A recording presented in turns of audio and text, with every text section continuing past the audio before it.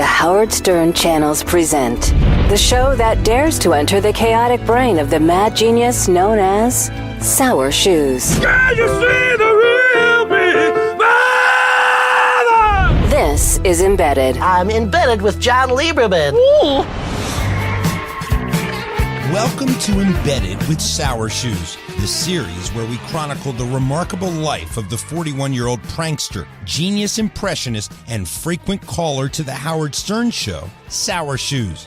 After countless hours of research and interviews, I uncovered two incidents in Michael Del Campo's formative years that many believe had major implications on the man Sour Shoes would eventually become. I was 16 years old, and we were playing inside the gym because it was still March, and the ground was still saturated with melting snow and everything.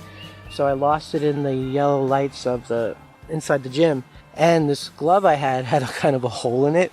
So they brought me to the hospital. I had a concussion, and I stayed over.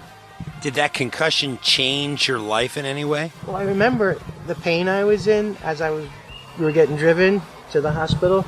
Even though I was kind of giggling and stuff, it was a lot of pain. And I remember saying, to myself, well, if I'm feeling this, imagine what all over the world what people are feeling.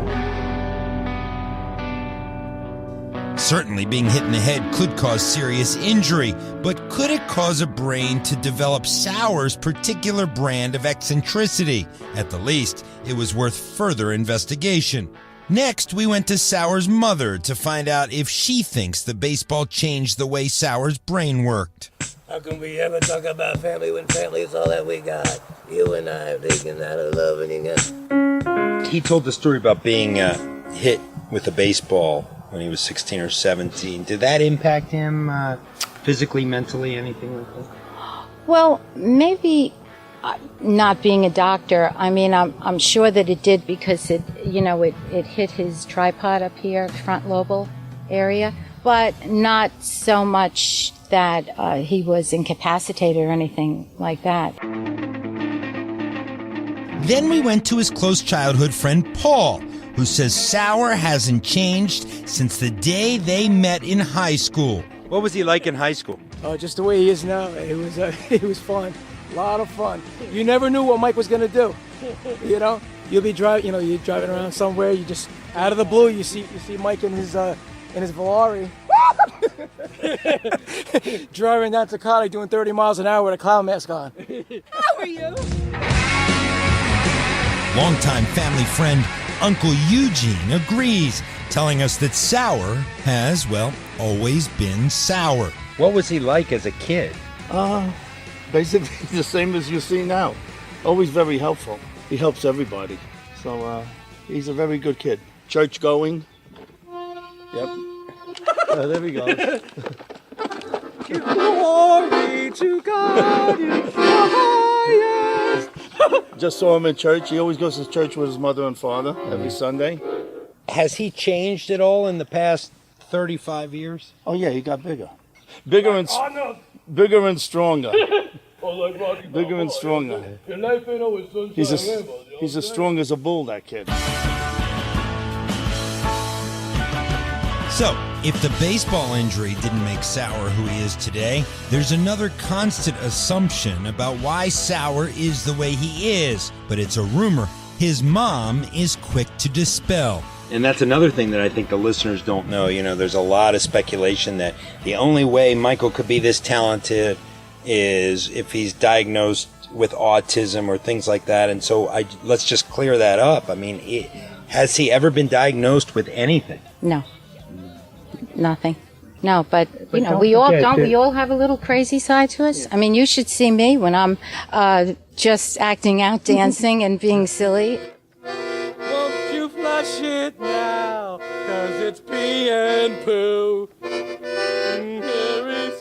Unaffected by either his head injury or any kind of autism diagnosis, Sour set his sights on attending college. I got a letter from St. John's, from St. Clown's, so we went to the orientation, and I got everything going and decided to go there. And so that's how I got started with a Bachelor of Science major, which I stuck with. But But just as things were starting to look up, tragedy struck Sauer again with another serious head injury resulting from a car accident. And one morning the brakes went going down that hill you came up to get here. And I veered off and slowed down with the emergency brake as much as I could and went into another car in front of me. And I had collided with either the steering wheel or the front, but it's a real strong car, so. Another brush with death had Sauer once again reevaluating what was really important in life, and it made it harder, much harder, for him to focus on schoolwork. When I had this car accident, that it kind of was a paralysis for me. Like I got a place right on the school campus, but right near it, but I just wanted to sleep, I just kind of just wanted to sleep. I was like, what does any of this matter? These classes I'm going in. Hoping a move across the country would offer a fresh start, Sauer made his way to Pepperdine University in California. Unfortunately, due to a housing mix-up, he quickly found himself without a dorm room and living out of his car, forced to use a gym locker to store his things. But perhaps this turn of events was a blessing in disguise, because it was at this gym that Sauer first discovered how his love of the Stern Show could be a way of connecting with people, even some celebrities. Putting all my stuff in the gym locker room at Pepperdine, and that's how I met David Duchovny and Adam Sandler and all them, because they used that gym to play ball and stuff. So I was bringing up Howard Stern stuff to them, and they loved the show, and I had already been making calls in and stuff.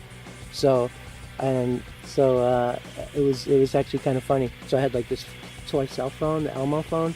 So I was going, hey, you think we should call him with this one?